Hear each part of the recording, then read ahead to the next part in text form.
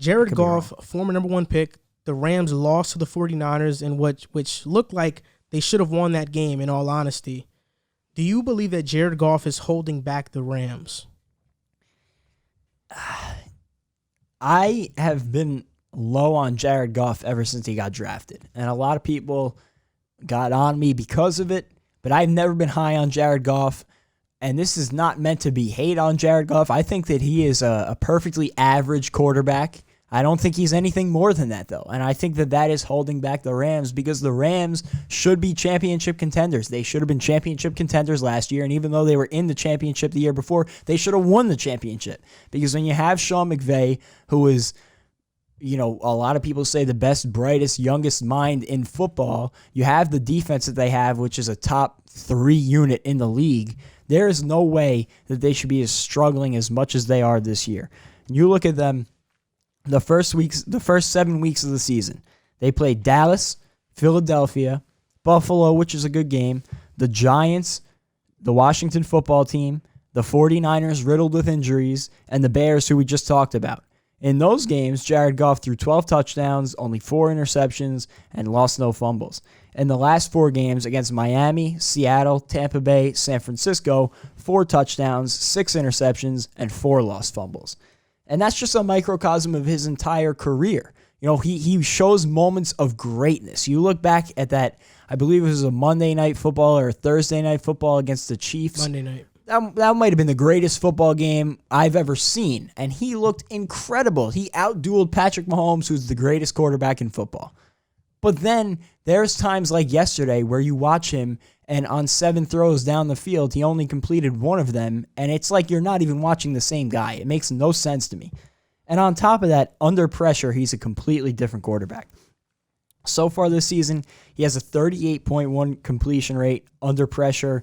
And that's a drop of 29.3% from a clean pocket percentage. So clearly, he's not the same quarterback under pressure, and that's not just a one-year thing. He had a 42% completion rate under pressure in 2019 and 43% in 2020. So he's a totally different quarterback under pressure, and while the line has been solid, I talked about it when Andrew Whitworth went down. That was a big concern for me. As much as I love the Rams defense and I like Sean McVay, I just don't trust Jared Goff, and I do think he's holding back this Rams team. I think that they should be, at this point, running away with the division. And at the beginning of the season, I wouldn't have said that even if they had a different quarterback, but the Seahawks have underperformed and the Cardinals have underperformed. There's no reason they should not be running away with this division right now. Man, I don't think the Cardinals have underperformed. I think the Cardinals are still a team that, they've gotten better from last year. I shouldn't say underperformed. Yeah, they've performed to, I think, where you and I expected them. I saw 9-7. So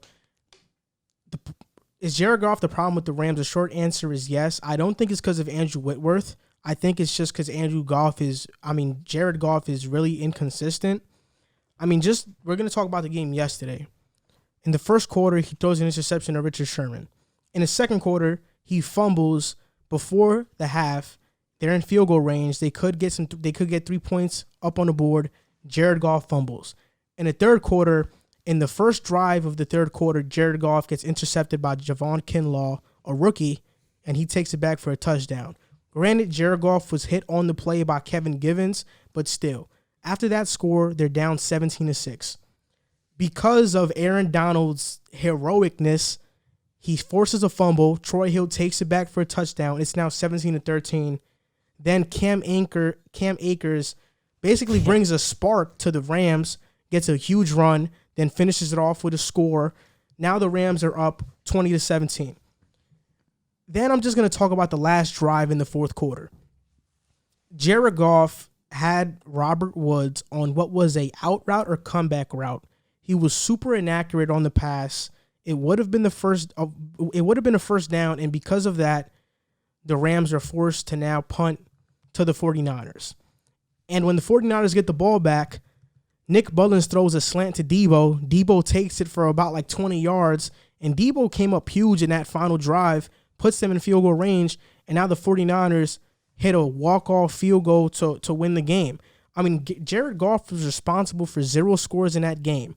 Aaron Donald scored. Cam Akers scored. I believe I forgot who scored. It might have been like Malcolm Brown or something. But the Rams had 4 turnovers. 3 of those were by Goff. 1 of them was by Malcolm Brown.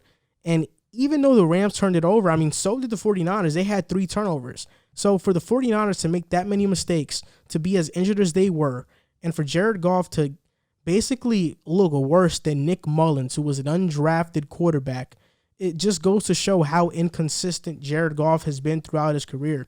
I mean, we don't talk about it enough, but he was the first overall pick.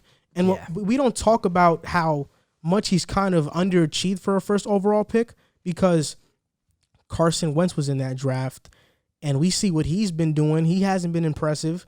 And Dak Prescott, a guy that a lot of people label as overrated, who puts up garbage time stats. So that quarterback class, there hasn't been an elite player come from that class outside of Carson Wentz's 2016 or 2017 season, I believe. I think it was 2017. Yeah. So that's the only thing. There's no elite quarterback in that class, which is why we don't talk about Goff. But Goff is in the same mode as the Baker Mayfields, the Jimmy Garoppolos. He's probably like same with Kirk Cousins. They rely on play action passing. They rely on a better team around them. And that's basically what Jared Goff is. He's probably a little better than Baker Mayfield, but that's who he is. He has to rely on a great scheme, great players around him in order to be successful. And even then, he's very inconsistent. Yeah, and you mentioned he's the first overall pick. He's the 6th highest paid quarterback in all of football. And for that expectations, he just doesn't perform to that level. You mentioned 3 guys. I also had Kirk Cousins written down as the guy that I think he compares to. I would lean towards Kirk Cousins, especially this season. Kirk Cousins has looked above average this season. I think that Jared Goff is a middle-of-the-road quarterback. He won't win you games. You'll either win with him or you'll win in spite of him. I think he'll win you games. He's like I said, he has those moments, but he's just inconsistent. I've seen Jared Goff win games, so I'm not going to say he won't win you games, but he won't do it on a consistent basis. And another thing is their offensive scheme, and we haven't seen McVay without Jared Goff, so I can't say if this is true or not, but I wonder if Sean McVay is not limiting that offense to cater to Jared Goff, because you see they run a lot through the running game, the play action, the pre-motion, the pre-snap motions.